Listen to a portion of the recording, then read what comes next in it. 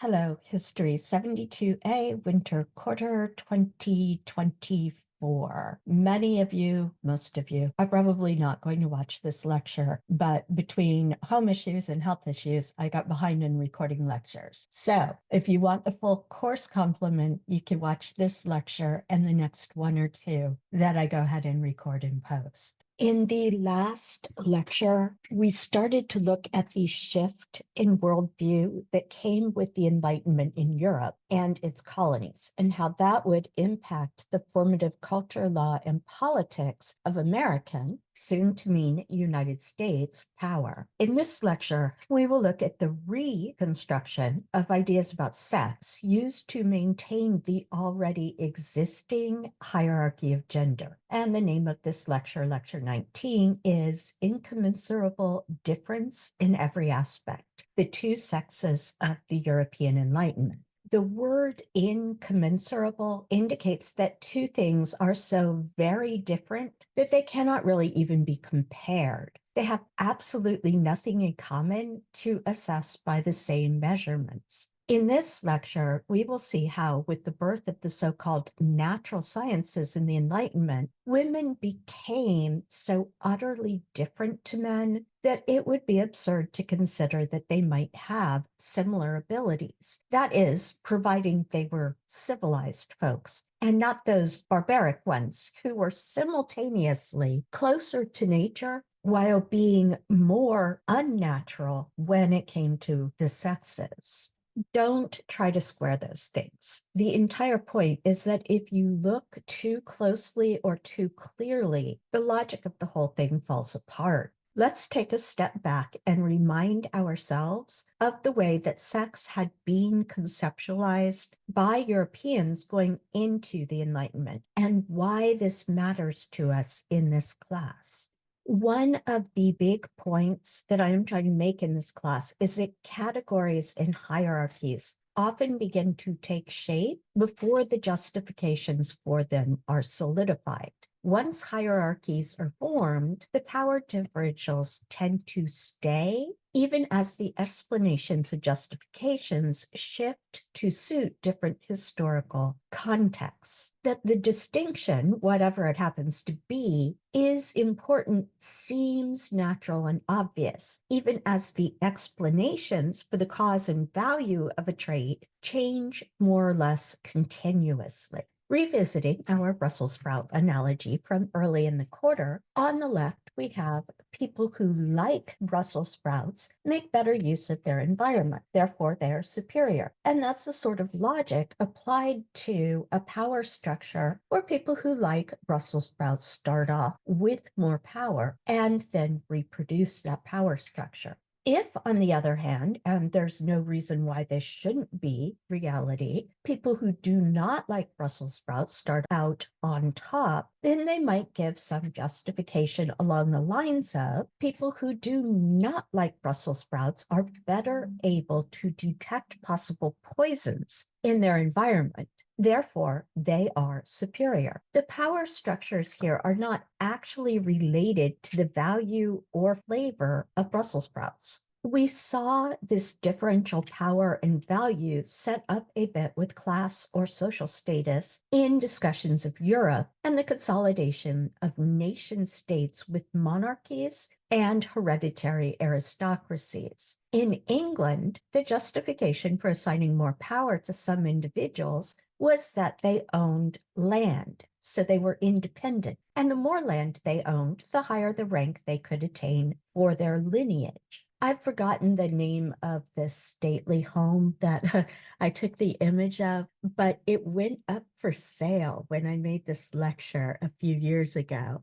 I just didn't have the 7 million pounds British sterling for the down payment on it, but it is a lovely stately home. And while you're looking at it, I want you to notice the kind of structure and layout of home and grounds and parkland here. We've seen the consolidation of a certain construction of race, supposedly based on skin color, but rooted in systems of economics that were shifting in the early modern period and which became even more deeply entrenched during the Enlightenment. This is that you're looking at on the slide. This is George Washington's home and plantation. The plantation itself extended much farther around. You could see the aspirations for an English estate by comparing it to the actual English estate on the last slide. This is George Washington himself talking to his foreman while enslaved laborers work behind him. You can just barely see Washington's house, this house here, past his right ear. The yellow arrow points to some of the housing for the enslaved people held by George Washington. And the yellow circle is around the foreman's house. The primary source document up here is the receipt for the purchase of an enslaved person with George Washington's signature. The primary source document on the lower right is a runaway slave ad for a young enslaved woman who escaped from Washington's household while he was US president. I've included these to show how deeply implicated the founding fathers were in maintaining racialized chattel slavery in the formative United States. They were not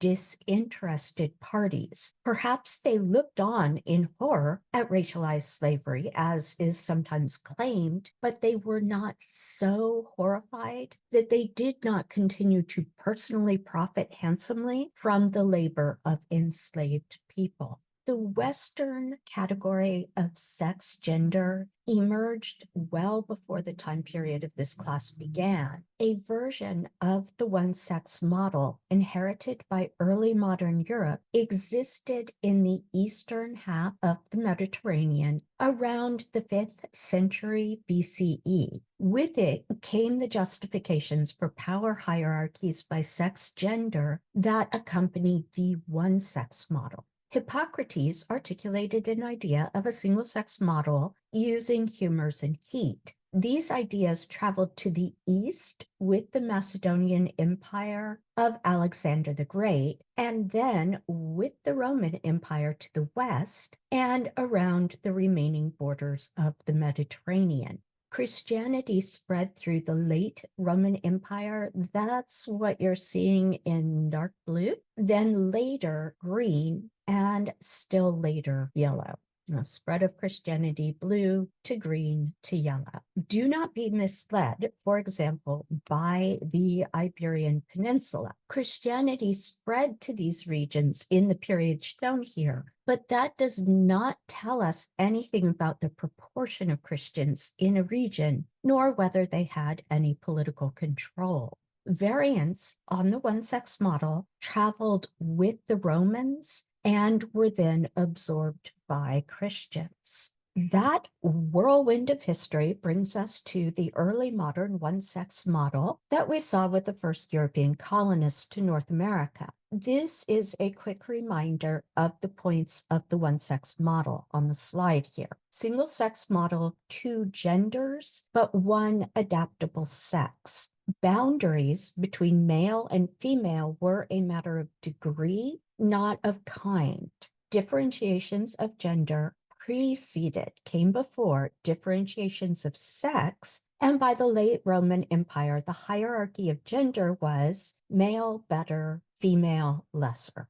Order and hierarchy were imposed from the outside, and a vertical hierarchical understanding of the world underlay all aspects of society. Europeans and European colonists in North America, particularly the French and English, considered the Enlightenment to be a period of rapid change in multiple dimensions of their world. Formative industrialism, capitalism, and new ideas about government traveled widely. This included traveling to the European colonies of North America. At the same time, Europe's colonies all over the world influenced, not determined, but influenced the direction of Enlightenment thought. Men and women became completely different creatures to one another, and one of those differences was in sexual desire. Men, from the Enlightenment on, were supposed to have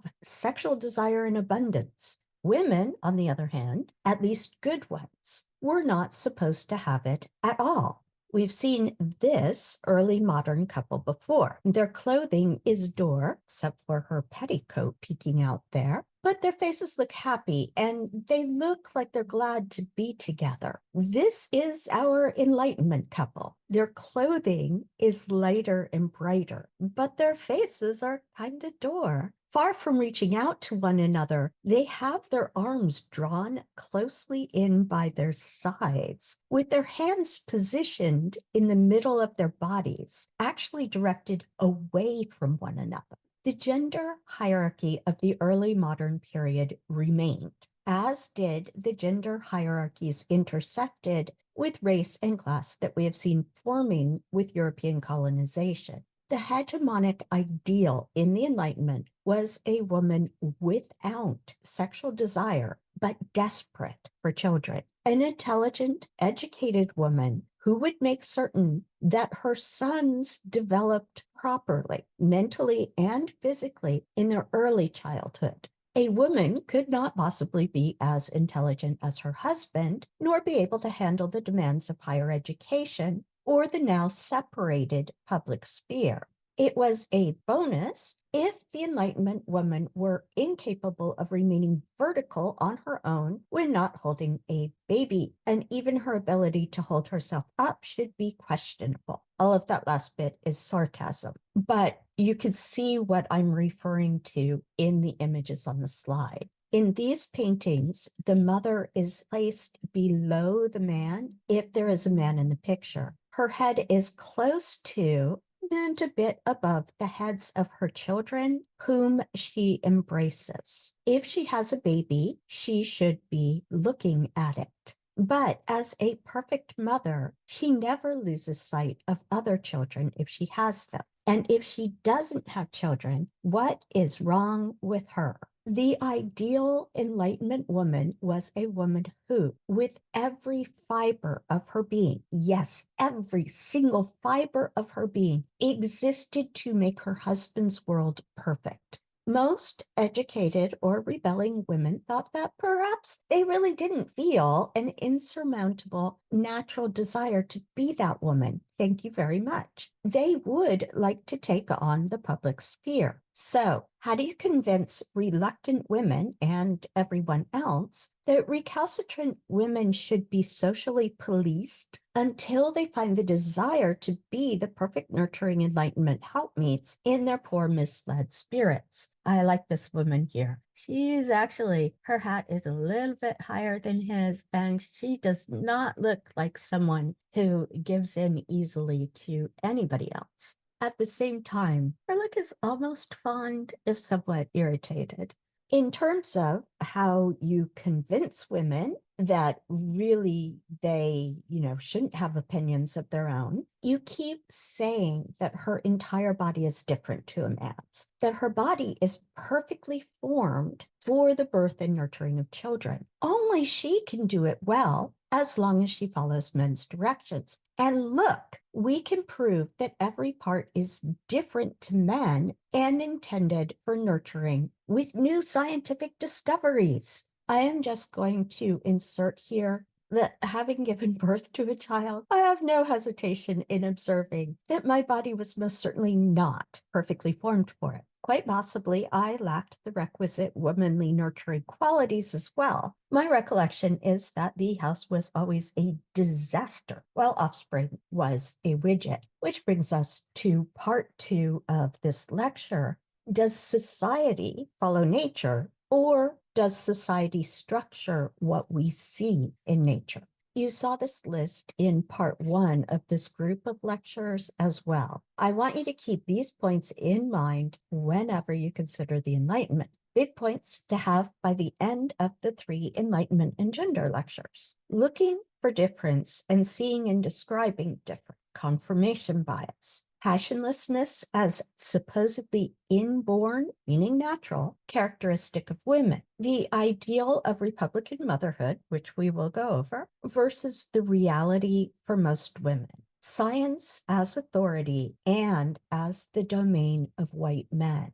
In the European Enlightenment, then, women ceased to be imperfect versions of men in a hierarchical relationship that reflected cosmic order. Enlightenment philosophers were instead intent upon showing that culture emerged naturally from the body. In the new 18th century view, women and men were utterly and entirely different, not just in their reproductive organs, although we will start there, but in all features, physical, mental, and moral. This lecture delves into the Enlightenment discovery in women's bodies of the physical grounding for the mental and moral properties that philosophers had already decided that women should have, at least good women, women who were really proper women.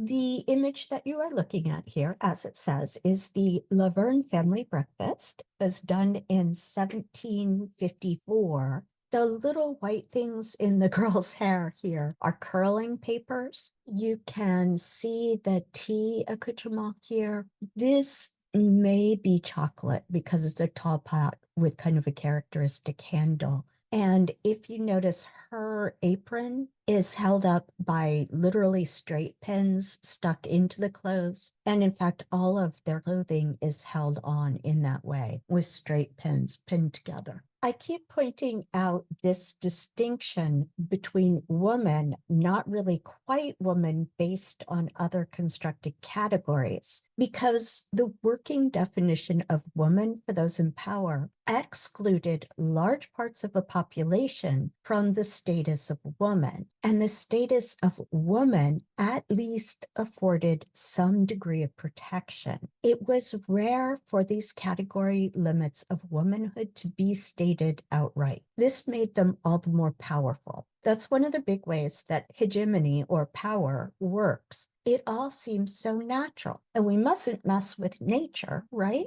The women on the left, the women shown on the left, were not considered too delicate in every fiber of their being to be assigned heavy field labor, even those with small children, and often even those who were pregnant. And the situation on the right, which is a slave auction in which families are being separated, it is hardly a recognition of the need for this woman's nurturing by her own partner or her children. Enlightenment scientists were not just producing or observing neutral data.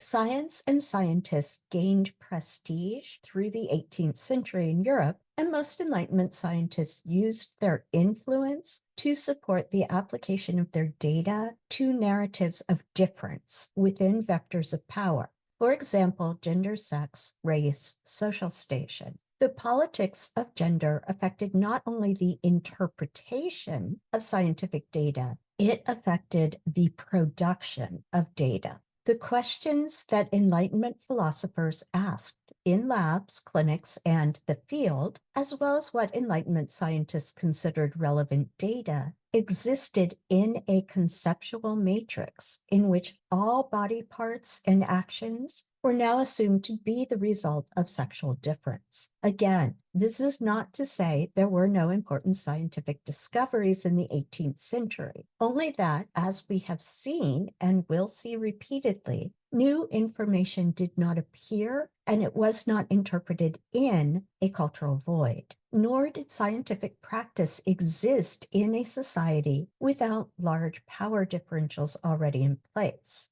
These are Enlightenment scientists in the image on the slide meeting to discuss data and theory in terms of the categories of difference that solidified in the 18th century. These men share all characteristics of the signers of the U.S. Declaration and U.S. Constitution, whom we saw in the last lecture. These men might quibble about details, but they all saw the same overarching structure in nature, and they saw that structure progressing inevitably to themselves.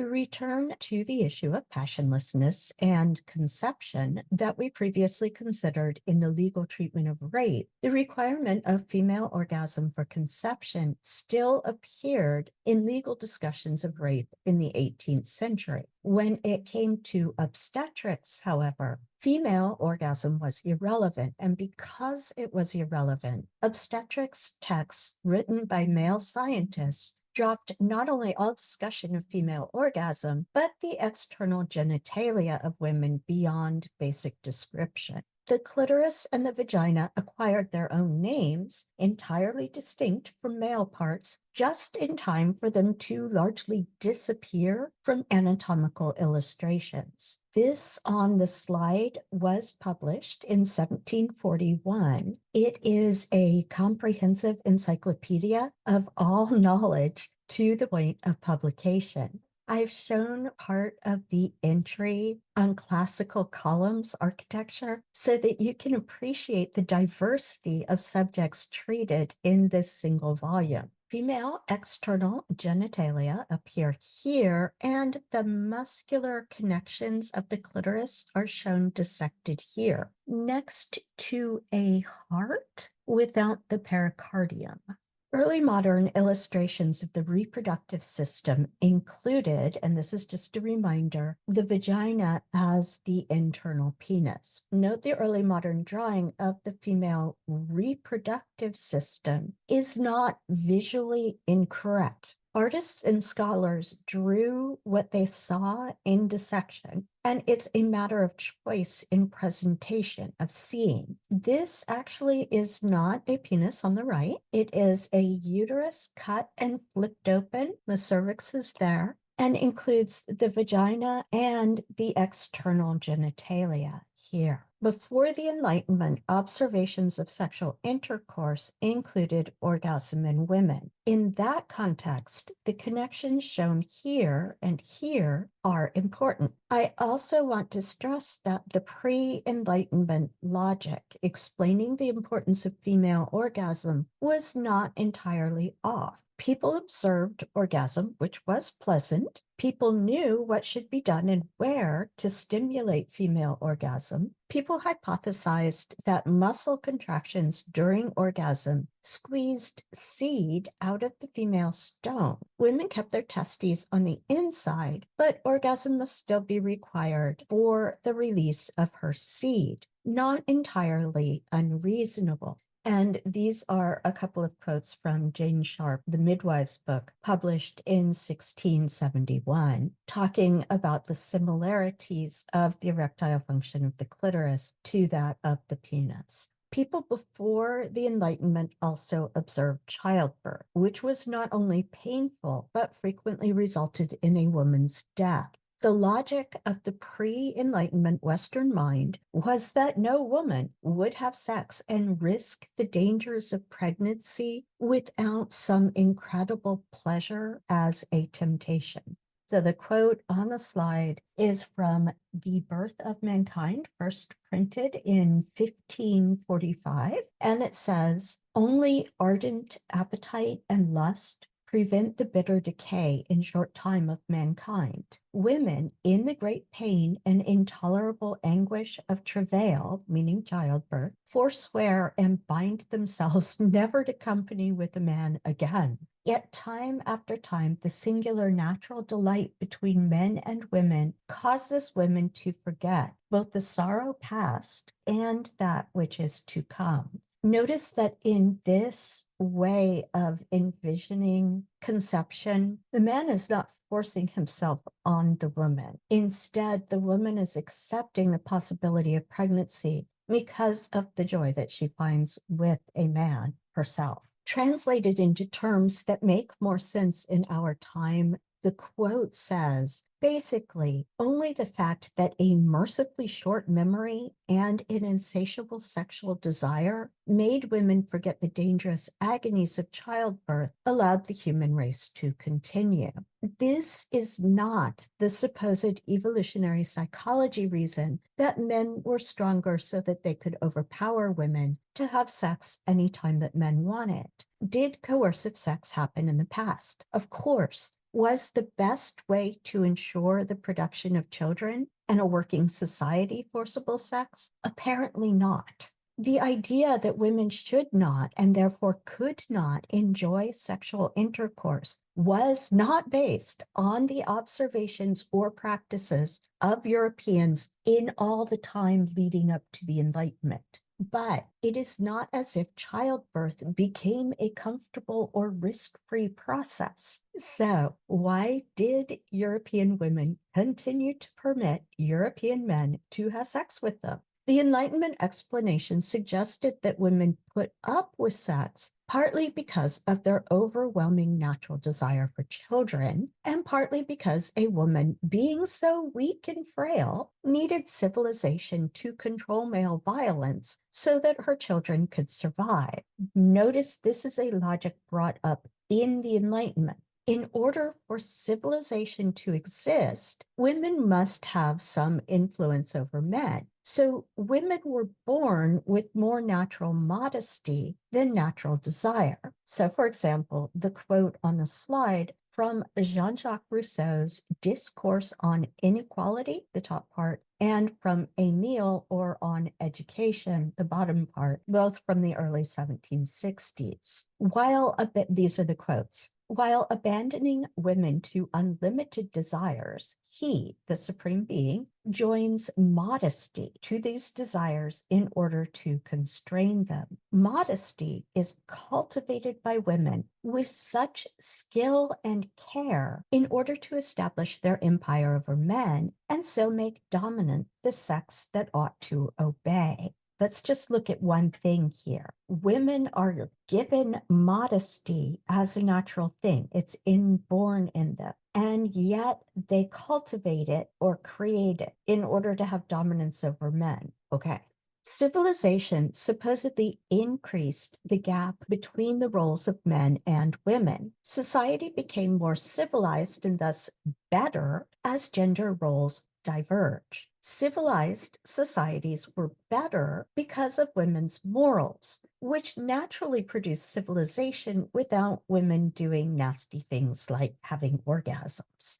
Enlightenment women were not lesser versions of men as they had been through the early modern period. Enlightenment women were the only thing preventing European society from collapsing into barbarity. If women did not behave properly, all of civilization would collapse. That's a lot on the shoulders of weak, frail, silly creatures. Only civilized women, translate as white and or European, were necessary for this. Other women were not quite fully developed women. Quote from John Millar, Origin of the Distinctions of Ranks, 1793. The quote reads, in barbarous societies, women accompanied men to war and were scarcely different from them. In peaceful societies that had progressed in the arts, a woman's rank and station were dictated by her special talents for rearing and maintaining children and by her peculiar delicacy and sensibility. So is this special talents for rearing and maintaining children? Are they inborn and natural, or are they created? Or it's so confusing to my tiny little lady's brain. At this point, my head starts to hurt. I'm hoping that you have the idea that the civilizing force of white women and the fact that it was related to wanting to nurture children, in other words, the social meaning of sex gender, solidified before interpretations of anatomy and nature. Note also here the intersection of sex gender with Western constructions of race and class. I've juxtaposed these images because they work so well in illustrating the translation from early modern to Enlightenment reproduction. On the left is the model of women's reproductive anatomy going through the early modern period that you've seen before. Women's bodies here were essentially the same as those of men, vagina as inverted penis. External genitalia were relevant. In the Enlightenment model of complete sexual difference, the vagina, now named, was literally cropped out of the picture. Labia and clitoris had vanished. In the Enlightenment image on the right, This part here is the cervix, not the vagina, as you might be tempted to think. The relationship of ovaries and uterus, both also named in the Enlightenment, became the most important feature of women to be understood. And you can't mistake the fact that the whole point of woman, there's a woman somewhere back here, is reproduction. Enlightenment illustrations made female reproductive anatomy appear quite different from men's, which focused on the external penis and testicles almost exclusively. The uterus and its purpose to produce babies defined women in the Enlightenment. When it came to the question of whether women could even experience orgasm, or indeed if women had any sexual feelings whatsoever, those questions left the spheres of anatomy and medicine. They became a matter for male philosophers to debate. I kid you not on that one. One of the things that I would like you to get from these lectures is the enormous variability of human bodies, and the fact that what out of that variety gets included and normalized or alternatively left out of any body of knowledge is historically contingent. This is not to say that the physical presence of human bodies is immaterial or that there is no physical reality. It is to say that the way that we see, sort, categorize, ignore, and assign social meaning to variation depends on context in time and space. All of this is encapsulated in this quote from the core. The differences that make a difference are historically determined. I love this quote. It says so much in so little space. This idea that the differences that make a difference are historically determined goes for anatomical illustration. Illustrations, even photos, crop out some bits, often now in anatomical illustrations, fat, fascia, fluids, in order to highlight others. The number of illustrations presented in any source, like an anatomy textbook, is finite. Illustrators depend on the selection of individual bodies or body parts that show what is considered normal. The judgment of normal is generally still subjective to an extent and was entirely so in the Enlightenment. Illustrators chose bodies and body parts that satisfied the expectations of the illustrator. This image on the slide is from Netter, Frank Netter. His work was one of the 2 anatomy atlases that we needed for dissection when I took gross anatomy before the first iPhone was released. These realities, not the reality that I'm old, but the reality that all illustration is selective, these realities mean that anatomical illustrations are representations of historically specific understandings and ideas about the body, not just a particular level of knowledge. The quote on this slide is from Albinus, whose 1734 skeleton drawing we will look at in a bit. You do not need to copy the quote down. When writing about choosing material for an anatomical drawing, Albinus said, "I am of the opinion that what nature, the art workman, has fashioned must be sifted with care and judgment, and that from the endless variety of nature, the best elements must be selected." In other words, he is acknowledging the variety in human bodies, and he's saying that he selects for illustration whatever he thinks is best. Again, you do not need to write the quotes on the slide down. The first illustrates the insistence of Enlightenment scholars on a clear and complete sex binary. Pierre Roussel, 1775. The essence of sex is not confined to a single organ, but extends through more or less perceptible nuances into every part. The second quote demonstrates the extension of Enlightenment ideas about a hard sexual binary into the 19th century. Sexual differences are not restricted merely to the organs of reproduction, but penetrate the entire organism. The entire life takes on a feminine or masculine character. That's from 1830. When Enlightenment anatomists and philosophers reached the idea of two entirely distinct sexes, they set out to illustrate this by choosing what they considered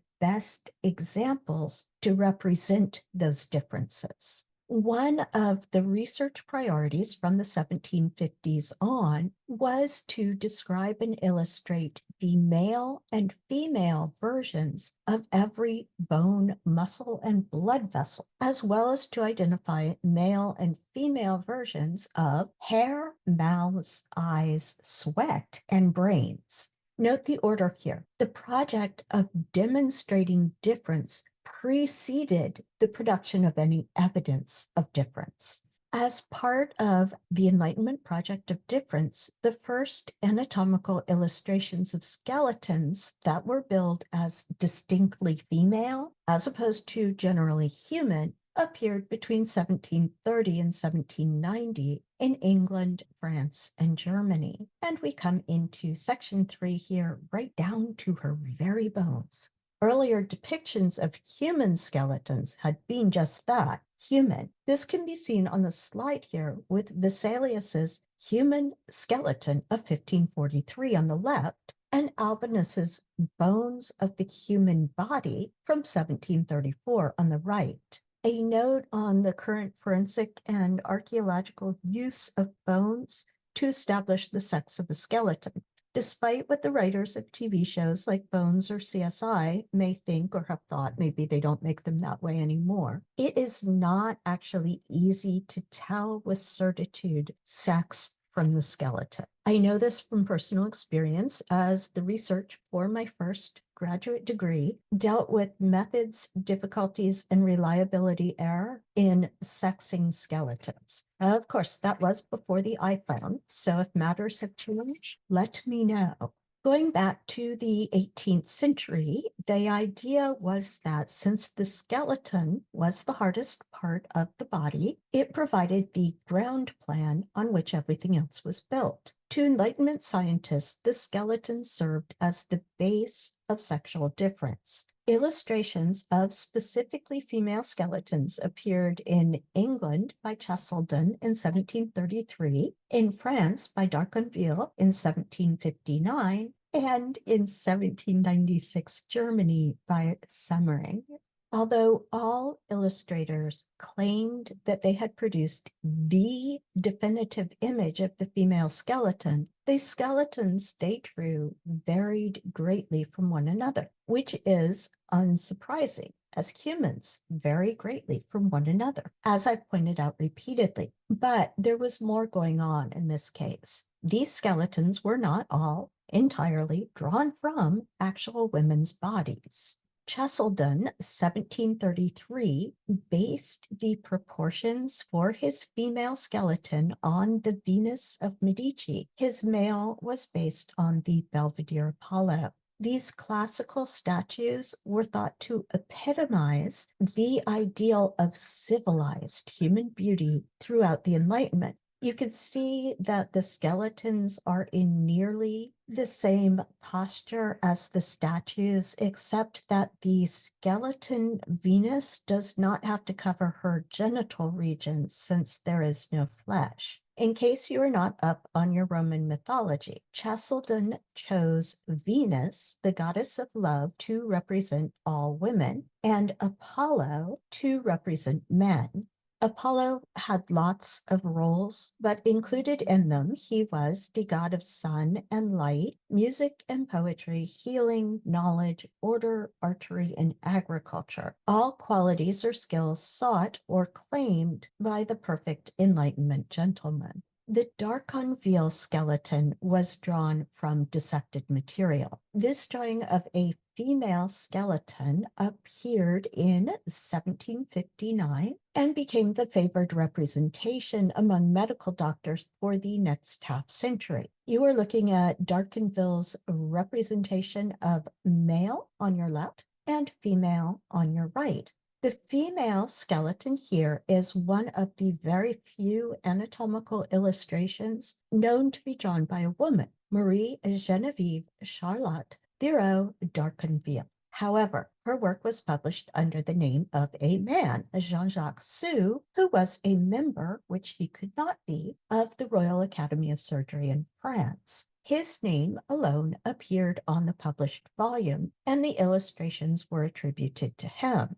The d'Arconville Sioux female skeleton has some unusual characteristics. The d'Arconville Sioux skeleton depicts the woman's skull as extremely and almost abnormally small in proportion to her body. You may have heard at some point that women's skulls are smaller than men's. I will give you a real-world illustration of skull size variability here. My skull is large. I have trouble finding hats or bicycle helmets that work for me, even in so-named men's departments. Conversely, when one of my sisters-in-law came in search of a helmet she could borrow, a bicycle helmet, we discovered that she had quite the opposite problem. She ended up wearing a small child helmet that Offspring had outgrown at the time. As far as I know, we are both human and both labeled female. In the notes on the skeleton illustration on the right here, d'Arconville described the chest of the female as narrower and the spine more curved than in men, with the pelvis protruding more to the sides.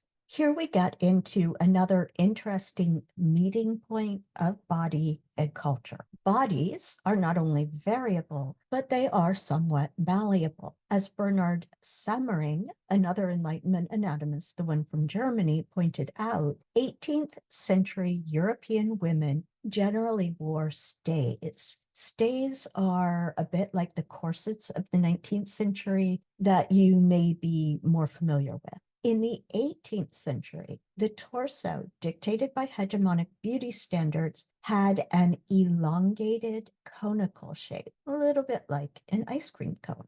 This is one of Semmering's illustrations. In some cases, wearing stays can influence the form of the skeleton, but before you get too excited about that, not in standard practice. Although Semmering did not explicitly point this out, only two groups of women generally laced their stays tightly enough to actually constrict the ribcage. Upper, or close to aiming for upper-class women and sex workers. Lower-class women who engaged in manual labor rarely laced their stays tighter than was necessary to keep the stays on and to support their breasts, the soft tissue of the breast. Someone trying to tell you that all women tight-laced in the 18th and 19th centuries is tantamount to expecting me to be dressed like the Kardashians, ready for a photo shoot when I arrive for Monday, Wednesday, Friday live sessions. You would be appalled. All of you unconsciously have enough knowledge of 21st century American social rules to know that someone from the middle class teaching a course in history is not going to appear in Kardashian at the Met Gala type clothing. This is the brothel scene from the last lecture. This woman's stays are on the floor here. The fact of her not wearing them is, of course, meant to be suggestive of recent sexual activity. They are placed prominently, if not entirely logically, in the foreground of the picture. Among their other uses, stays represented the fetishization of exaggerated features that were part of the conventional standard of beauty for women at the time, which is why sex workers tight-laced. Sex workers often died in poverty. They also tended not to have family members or loved ones who would or could come to claim and bury their bodies. So, guess who ended up on dissection tables? Semmering produced his own female skeleton illustration in 1796, and you're looking at it here on the slide. He chose for his basic model the skeleton of a 20-year-old woman who was known to have given birth, but he also made some adjustments to make his skeleton, this is a quote, the most beautiful norm, rather than entirely representing a single actual individual. Debates actually surged around whether the Darconville Sioux skeleton or the Semmering skeleton was better at representing actual women. In Britain, the Darconville Sioux skeleton won out, and physicians attacked the Semmering skeleton for its inaccuracies, namely that it did not make the female skeleton appear different enough from the male, particularly in the pelvis. In Semmering's skeleton, the pelvis was one part that was actually drawn from a real individual, the one who had, in fact, borne a child. Likewise, anatomists claimed that Semmering's rib cage was inaccurate because, quote, it is well known that women's restricted lifestyle requires that they breathe less vigorously. Note that the cultural practices of wearing stays and remaining confined to the domestic sphere were taken as producing the natural form of woman. Women who did have cause to breathe vigorously, like shepherdesses and farmers and domestic servants, were considered outside of the natural state. In 1788, a German anatomist, Jakob Ackermann, produced a 200-page book on sex differences in every part of the human body. And we can start to question now exactly what was meant by human in this case. We've already seen class markers linked to what a woman should naturally look like, and those class markers arose directly from what a correct woman should act like, which was sedentary, no vigorous breathing allowed. In the preface to Ackermann's book, Josef Wenzel, another anatomist, noted the difficulties anatomists had in choosing models because making a sharp physiological delineation between the sexes was impossible, as the great variation among individual men and women produced continuity between the sexes. Wenzel noticed that there was no body part, including skulls, brains, and breastbones, in which the feminine version could not be found among men. When it did come to drawing a hard line between the sexes, he defined the standard he used for choosing female bodies in his own illustrations. Quote, I have always observed that the female body which is the most beautiful and womanly in all its parts is one in which the pelvis is the largest in relation to the rest of the body. This idea of a distinct binary between sexes, which, as anatomists admitted, even as they illustrated it as a normal reality, could only be produced by judicious picking and choosing and tweaking of nature, would live on in Western ideas of the body. In 1829, Edinburgh anatomist John Barclay illustrated what he felt to be the essence of male and female skeletal disparity. He modeled the male skeleton on another anatomist's illustration, not on actual bones. Barclay then paired his essence of male with the skeleton of a horse, drawn from the work of English artist George Stubbs. The bred horse in the British world symbolized idealized masculine qualities of strength, agility, power, and speed. Moreover, men on horseback, especially the sorts of horses that Stubbs painted, represented the power of money and class. In other words,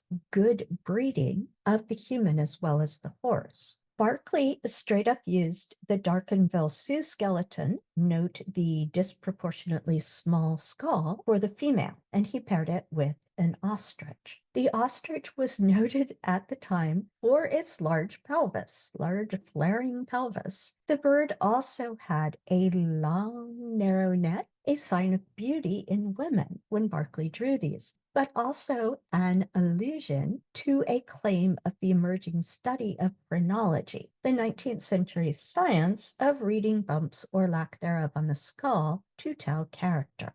Phrenologists claimed that the long necks of women signified that they lacked amativeness. In other words, women had long necks because they were passionless. Key points for Lecture 19. Enlightenment philosophers considered men and women to be different in all, and I mean all, aspects. Incommensurable difference manifested in every feature, physically, mentally, and morally. The 18th century in Europe saw the elaboration of a two-sex model to explain gender and gender inequality. One of the features that Enlightenment thinkers claimed characterized women and women alone was passionlessness. Women were presumed either to have no sexual feelings or to possess such an incredible and unmasculine control that they could suppress all animal instincts, including sexual desire.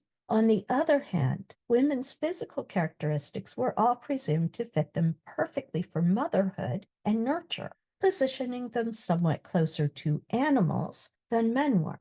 Although Enlightenment scholars did make exciting new scientific discoveries, they also discovered what they went looking for when it came to sex and the body. Reproductive body parts were no longer considered homologous between men and women.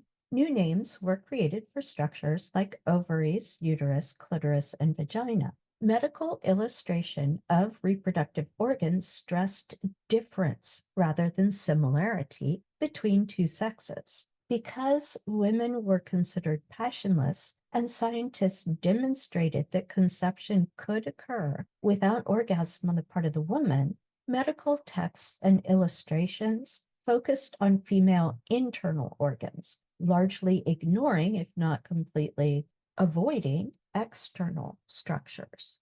18th century anatomists reasoned that as the skeleton was the hardest part of the body, it would reflect the root of sexual difference, and all other binary sex differences, right out to hair and eyeballs, would be built out from it.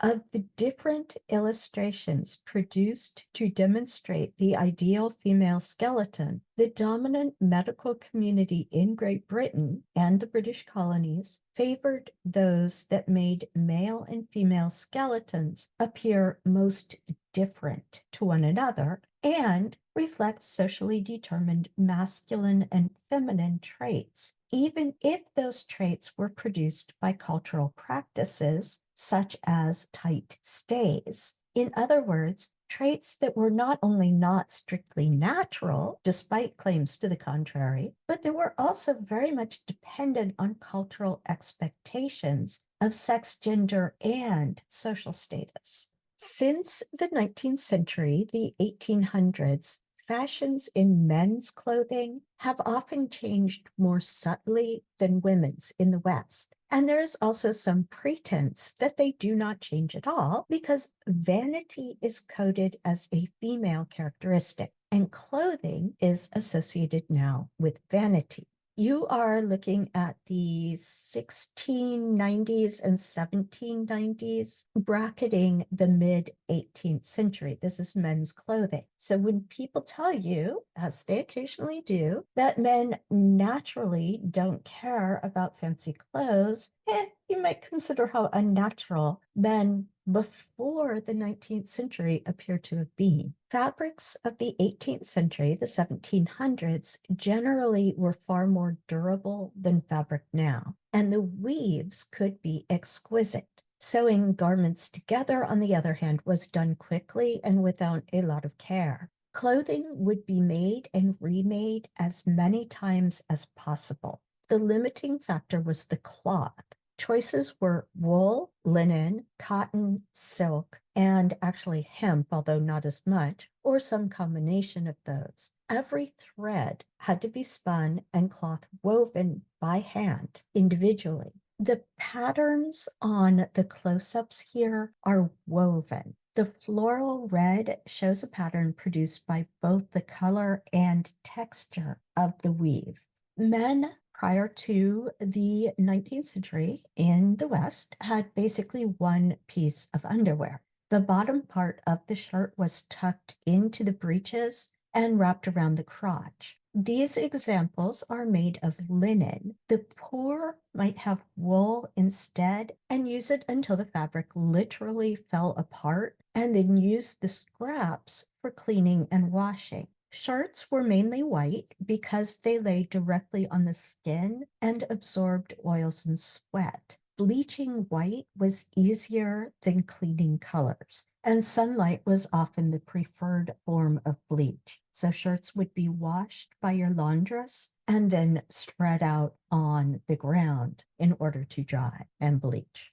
The next layer of clothing for men would be stockings and breeches. Sometimes there would be under breeches, and most of the time there would not be. Breeches fastened in the front for ease of relieving oneself. Your waistcoat was one of the places you could really assert your taste and signaling in design. And this would actually continue into the 19th century and sober men's clothing. Waistcoats changed in length over the 18th century. You can see that here, going from earliest on the left to latest on the right. Originally made with sleeves, these disappeared well before the end of the century, because why waste expensive fabric on what would not be seen under the coat? I put these earliest to latest, left to right, embroidery and quilting on the far left.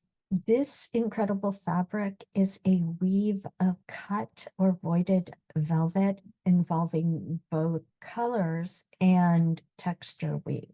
Green dye was a tough one to turn out well, and the garment has 2 shades of green. So this is a super high effort waistcoat here. This one is sumptuous satin, fabulously hand-done embroidery, beautiful little insects flying around. And the last is beautiful fabric with a woven design, as well as embroidery and decorative buttons. From the second stage in waistcoat design here, waistcoat design here, the back covered by the coat in polite society would be made of a plain, cheaper fabric like wool. Cotton fabric was actually expensive until the end of the 19th century because it was largely imported from places like India. Men's coats came in plain and definitely not plain. Decorative buttons were well loved, as was embroidery. Court garments, even for lowly courtiers, might combine an incredible weave with elaborate embroidery, including on the buttons. Monochrome, meaning single color outfits, made a statement. The brown in the middle is George Washington's homespun suit from when he was boycotting British goods. By the late 19th century, after a few revolutions, decorative fabrics and clothing were coded as feminine, French, and silly by English speakers. You can see on the left, incidentally, the predecessor of the three-piece suit. Before and overlapping the turn to monochrome for men, European court suits were all about the bling. We are generally taught when we look at these to think about the person who wore them, which is entirely valid. But I look at them and also think about the artisan's hands that made them, and I am honestly blown away. This is all hand embroidery. Buttons made by hand, fabric made by hand, lace made by hand. When at home, the thing to wear was a banyan or at-home robe. And yes, the word is the same as the name of a type of tree. Often a man would wear, as we've seen from the paintings, an at-home cap. This sort of outfit felt exotic and evoked the undifferentiated East, which covered Turkey, China, and India for Anglophone wearers. These evolved into the smoking jacket of the 19th century. Now you know how to read these and maybe see through them the makers and not just the wearers. I give you these 3 paintings. Although we didn't talk about wigs, you can see that the man on the left is wearing his at-home cap and not his wig. His own hair has been cut super short.